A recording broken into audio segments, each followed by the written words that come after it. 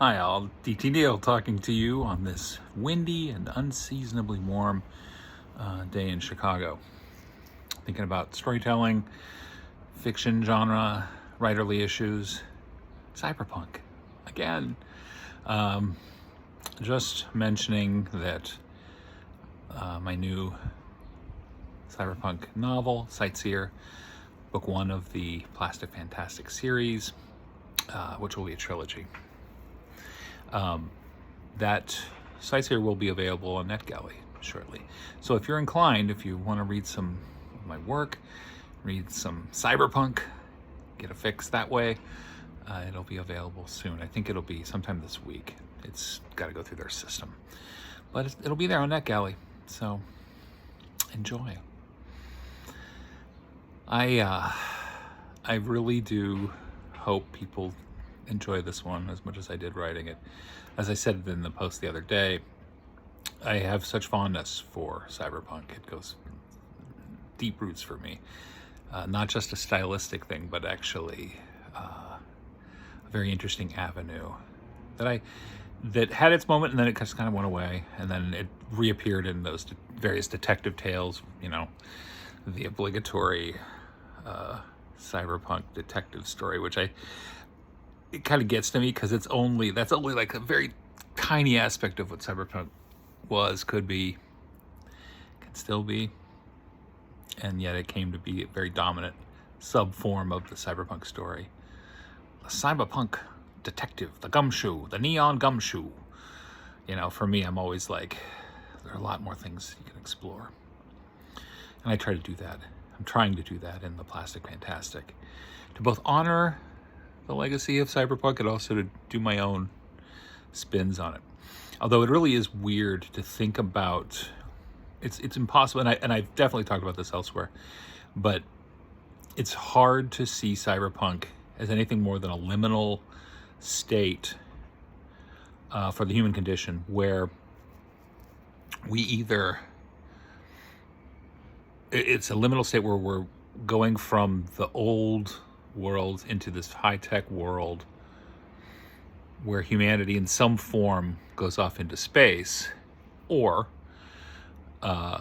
it's humanity on the down slope, still has the high technology, but this vast income inequality and tearing away, eating away at the very essence of humanity and civilization toward inevitable ruin.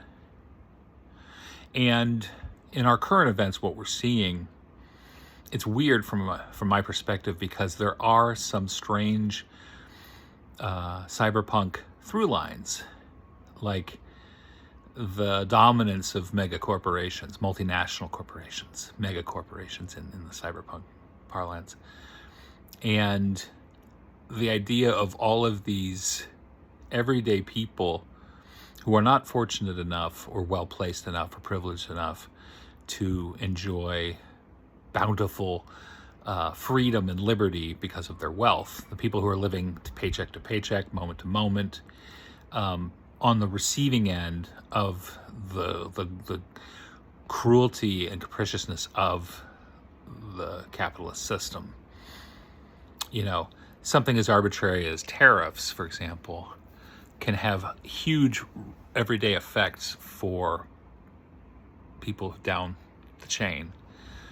And that aspect is very endemic in cyberpunk.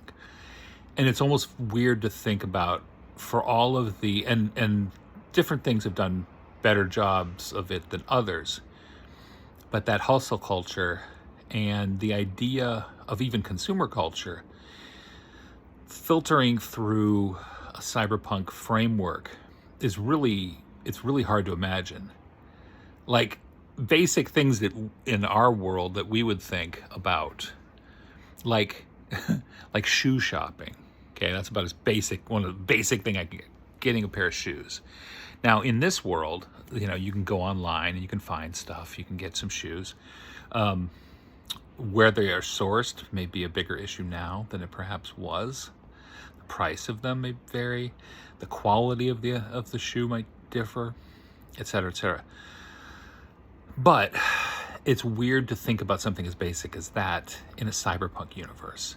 Yeah, people are wearing shoes. They're wearing their combat boots. They're wearing like their slip-on super sneakers. They're wearing some kind of futuristic shoe, but one doesn't necessarily think about somebody getting a pair of shoes in a cyberpunk world, because you're supposed to be beyond that. You're on to deeper things, whether you're cracking the case or you're running from a gang or you're hacking into a system. You're not thinking about something as basic as that, even though there have to be people in that world for whom that is a major decision, or that's how they operate. And I definitely pay attention to that. You'll see that in SIGHTSEER and the other books in the series that are coming, where I don't ignore that aspect of it. And it's not like somebody shopping for the perfect birthday cake for somebody. That might be just a throwaway line, some kind of holographic kind of thing, whatever. But those mundane aspects of everyday human existence get lost in the mechanics of the cyberpunk world, which is both a reflection of the absolute dominance of consumer culture and also the decline of it, which I think are still areas that could be mined appropriately for the science fiction writer.